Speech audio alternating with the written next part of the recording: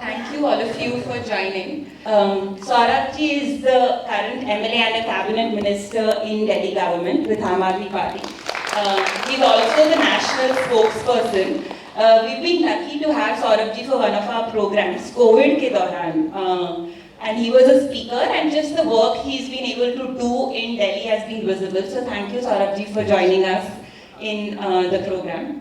सौरभ जी, आपसे भी 2-3 सवाल है। मैं दिल्ली की वोटर हूँ, पर तो वो सवाल नहीं शायद बाद में पूछूंगी, पर एक सवाल ये है कि आम आदमी पार्टी, जैसे मनोज सर ने हमें याद दिलाया, the birth of Aam Aadmi Party was that we are against everyone, that we are against corruption, and every single party that exists out there is corrupt, and you can trust us. And so my question to you is, Aam Aadmi Party has not formed an alliance with anyone, and now it's part of one of the most top, I wouldn't say the biggest alliance from number point of view, but one of the newest and a very big alliance.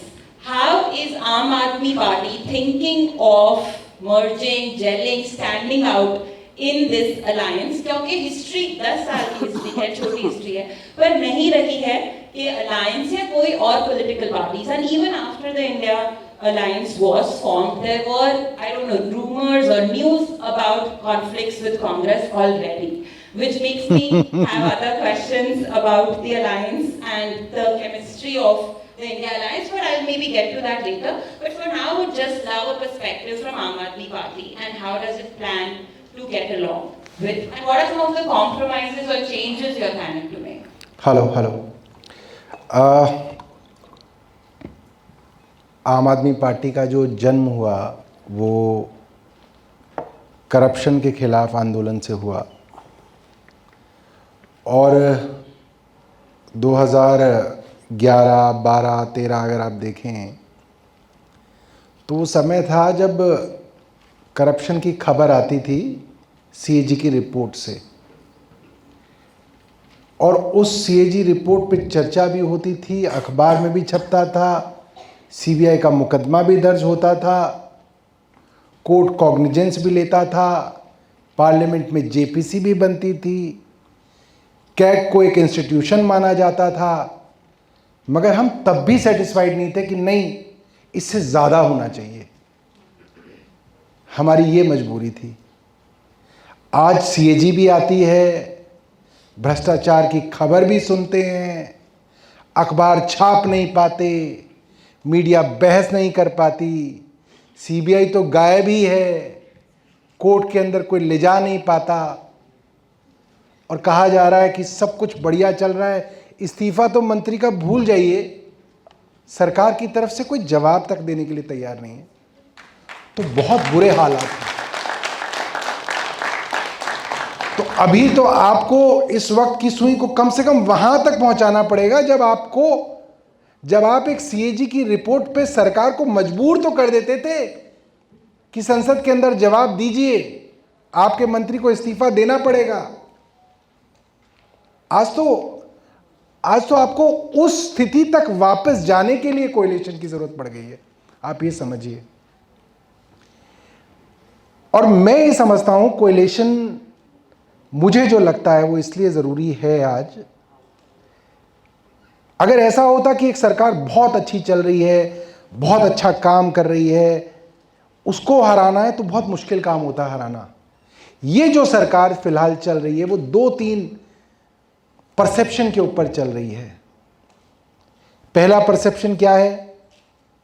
पहला perception ये है कि नरेंद्र मोदी जी बहुत ईमानदार हैं, उनके ना बीवी हैं ना बच्चे हैं, इसलिए किसके लिए कमाएंगे। ये एक परसेप्शन है। जो भी आदमी राजनीति के अंदर थोड़ा बहुत भी समझता होगा, ब्यूरोक्रेसी के अंदर थोड़ी बहुत भी बातचीत रखता होगा, कॉर्पोरेट्स के साथ थोड़ा बहुत भी उठता बैठता होगा, उसको पता है भ्रष्टाचार चरम पे है। सबको पता है बात, मगर we are living with this perception कि नहीं, मोदी जी बहुत ईमानदार हैं। अदानी देख लिया, हिंडनबर्ग की रिपोर्ट देख ली, सहारा बिरला डायरी देख ली, सब कुछ तो देख लिया देश ने, एक ही जीवन में देख लिया। मगर क्या है, ये परसेप्शन है। दूसरा परसेप्शन क्या है कि भाई यहां पे चाहे कुछ नहीं हो रहा हो, क्योंकि आदमी आसपास देख रहा है, यहां तुम्हारे यहां कुछ हुआ, बंगाल में कुछ हो रहा है, राजस्थान में हो रहा है, मध्य प्रदेश में हो रहा है, नहीं यहां नहीं हो रहा, बाहर हो रहा है। देश के बाहर छवि बहुत अच्छी हो गई है। लोगों को यह यकीन दिला दिया गया यहां कुछ नहीं हो रहा, क्योंकि यहां तो आप वेरीफाई कर लोगे अपने रिश्तेदार से फोन करके, कह रहे हैं कि बाहर के देशों में जो छवि है हिंदुस्तान की वो बहुत ऊपर चली गई है, क्योंकि जो बाहर है वो तो बाहर ही है, वो क्यों बताएगा। अगर इतनी अच्छी हो जाती तो जो मोदी मोदी कह रहे होते वो वापस नहीं आ जाते इस देश में। कोई आ रहा है, कोई तो आए। मोदी जी के साथ प्लेन में लोग कहें कि मोदी जी अब हमने जो है हमने फैसला कर लिया है, हम अपनी अमेरिका की, कनाडा की, सबकी जो है सिटीजनशिप त्याग के आपके साथ प्लेन में चलेंगे वापस। स्पेशल फ्लाइट्स चलाइए, कैंप लगवाइए कि भाई आइए अपनी सिटीजनशिप कनाडा की, ऑस्ट्रेलिया की त्याग के हम वापस मोदी जी के साथ चल रहे हैं, क्योंकि हिंदुस्तान की छवि बहुत अच्छी हुई। कोई आने के लिए तैयार नहीं है। यहां से जो हाई नेट इंडिविजुअल्स हैं वो लाइन लगा के जा रहे हैं बाहर, यूरोप जा रहे हैं, ऑस्ट्रेलिया जा रहे हैं, कनाडा जा रहे हैं, और आंकड़े हैं। तो ये दूसरा झूठ है कि हिंदुस्तान की छवि बहुत ऊपर पहुंचा गई। और तीसरा, पूरा का पूरा जो आपस में बांटने वाली परसेप्शन है, जिसके लिए हमेशा एक झूठ की फैक्ट्री लगातार कुछ ना कुछ चलाती रहती है। अब विपक्ष कहां फेल हुआ मैं आपको बताता हूं। विपक्ष फेल हुआ इन टर्म्स ऑफ रिसोर्सेज। संसाधन नहीं है विपक्ष के पास। आप ये सोचिए, निर्भया हुआ यूपीए गवर्नमेंट के टाइम पे, कोई आप बहुत ब्लेटेंट बात नहीं बता सकते हैं निर्भया के अंदर कि निर्भया के बलात्कारियों के साथ सरकार खड़ी हो गई हो।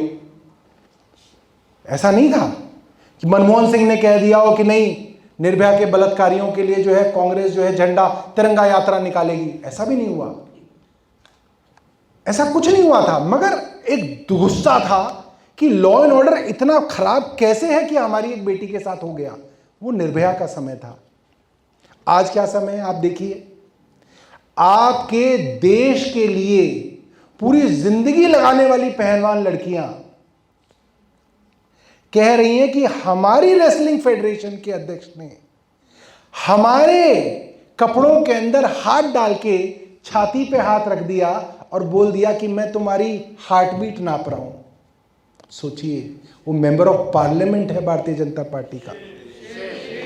और सोचिए, उन लड़कियों की एफआईआर दर्ज नहीं हो रही इस देश के अंदर। दिल्ली में वो लड़कियां जंतर मंतर पे बैठी हैं, एफआईआर दर्ज नहीं हो रही है। सुप्रीम कोर्ट में जाके तो एफआईआर दर्ज हुई है उन लड़कियों की। सोचिए आप निर्भया से कहां आके गिर गए, आप सोचिए। और सबसे बड़ी शर्मिंदगी विपक्ष की है, मैं मानता हूं मनोज जी हमारी और आपकी है। इतनी बड़ी बात होने के बावजूद भी भारतीय जनता पार्टी अपना एक काउंटर नैरेटिव चलाती है। मैंने कई लोगों से बात की, काउंटर नैरेटिव है, नहीं नहीं नहीं ये तो ना रेसलिंग फेडरेशन की कोई पॉलिटिक्स है। अरे भाई, रेसलिंग फेडरेशन की पॉलिटिक्स के लिए गोल्ड मेडल जीतने वाली लड़कियां ये कह देंगी, और एक नहीं 5-5, 6-6 लड़कियां कह देंगी नहीं नहीं नहीं ये तो जाट वर्सेस ठाकुर है। कमाल हो गया। हमारे देश में हमारी केंद्र सरकार ऐसा घटिया काउंटर नैरेटिव, जिसको मैं कुतर्क कहूंगा, वो कुतर्क बेचने में सक्षम हो गई है। उनके पास अपने टीवी एंकर्स हैं, उनके पास व्हाट्सएप के ऊपर पूरा का पूरा नेटवर्क है, उनके पास सोशल मीडिया की पूरी आर्मी है, और वो हर स्थिति में एक कुतर्क, एक काउंटर नैरेटिव, एक अफीम अपनी उस टारगेट ऑडियंस के लिए तैयार रखते हैं और वो बेच पाते हैं। और अपोजिशन उसके आगे जो है कमजोर है, क्योंकि अपोजिशन बटी हुई है। पूरी की पूरी जो केंद्र सरकार की जो पूरा का पूरा तिलिस्म है वो झूठ पे आधारित है, वो एक परसेप्शन है। मैं मानता हूं कि मोदी जी से अगर कोई चीज सीखी जा सकती है तो ये चीज सीखी जा सकती है कि कैसे आप बिना कुछ किए आप ऐसा माहौल बना के रखिए कि सब कुछ बढ़िया हो रहा है, सब कुछ बढ़िया हो रहा है। कोई आदमी कहे तेरे घर में हो रहा है, कह रहे मेरे यहां तो नहीं हो रहा, बट मैंने सुना है सबके यहां बढ़िया हो रहा है। ये चल रहा है। और विपक्ष इसमें फेल हुआ कि विपक्ष उनके उस नैरेटिव को फैक्ट्स के आधार पे काउंटर नहीं कर पाया क्योंकि विपक्ष बटा हुआ है। सबसे बड़ी उपलब्धि मुझे लगता है मनोज जी, आप क्योंकि उसके अंदर एक सीनियर नेता हैं, आप कई कमेटी के हिस्से हैं, आपकी एक कम्युनिकेशन स्ट्रैटेजी होनी चाहिए।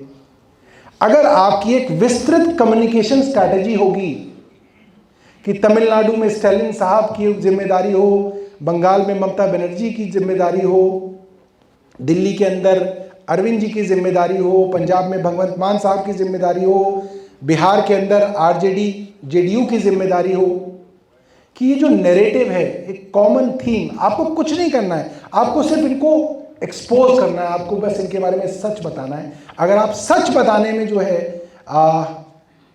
सक्सेसफुल हो जाते हैं तो मुझे नहीं लगता कि मतलब कि 2024 इज़ अ डिफ़िकल्ट बैटल, बहुत ही आसान लड़ाई है, सिर्फ आपको जनता तक सच पहुंचाना है। बहुत बहुत धन्यवाद। एंड इसका जवाब मैं 1 मिनट में शायद रिक्वेस्ट करूंगी सौरभ जी।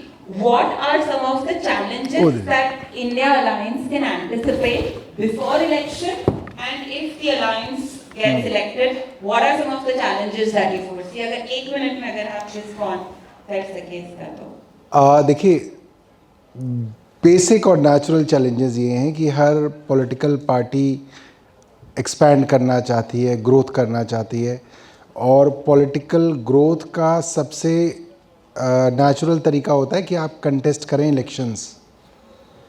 अब इसके अंदर आपको सेक्रीफाइस करना पड़ेगा, त्याग करना पड़ेगा, कांग्रेस को त्याग करना पड़ेगा, कहीं आरजेडी को त्याग करना पड़ेगा, कहीं आम आदमी पार्टी को त्याग करना पड़ेगा। त्याग ही मुश्किल काम है, त्याग ही जो है मेन जो है कसौटी है, और इसी पे जो है सब कुछ आगे चलेगा। मैं ये बात बार बार बोलता हूँ, ये इंडिया अलायंस एक साथ रहेगा, ये बहुत कठिन काम है, मगर अगर ये साथ रह गया तो फिर मोदी जी दोबारा नहीं आएंगे। जो सवाल है सौरभ जी, मैं आपसे एक लास्ट सवाल पूछना चाहती हूँ कि इंडिया अलायंस में कोई नॉर्थ ईस्ट से पार्टी नहीं है। हमने काफी बार, सिर्फ आपने नहीं, सिर्फ इंडिया अलायंस से नहीं, संजय सर ने भी कहा, तारा ने भी कहा, जयवीर जी ने भी कहा that politics is more than elections. It's great to hear, it's music to my ears. But because Northeast has less numbers in the parliament, is that the reason why Northeastern parties are not invited to be part of alliance, or is there some other reason? Because अभी ज़रूरत तो है वहाँ attention। नहीं, बहुत जल्दी आप देखेंगे, बहुत जगह बातचीत चल रही है, कुछ इनहिबिशंस हैं, और आज देश में जिस तरीके से संस्थाओं का दुरुपयोग हो रहा है, तो बहुत सारी पार्टीज़ ऐसी हैं जिनके ईडी और सीबीआई के मुकदमे बिल्कुल तैयार हैं कि जिस दिन तुम गए उस दिन तुमको सम्मन आया। तो वो थोड़ा नियर इलेक्शंस आपको बहुत सारी पॉलिटिकल पार्टीज़ आती हुई दिखेंगी।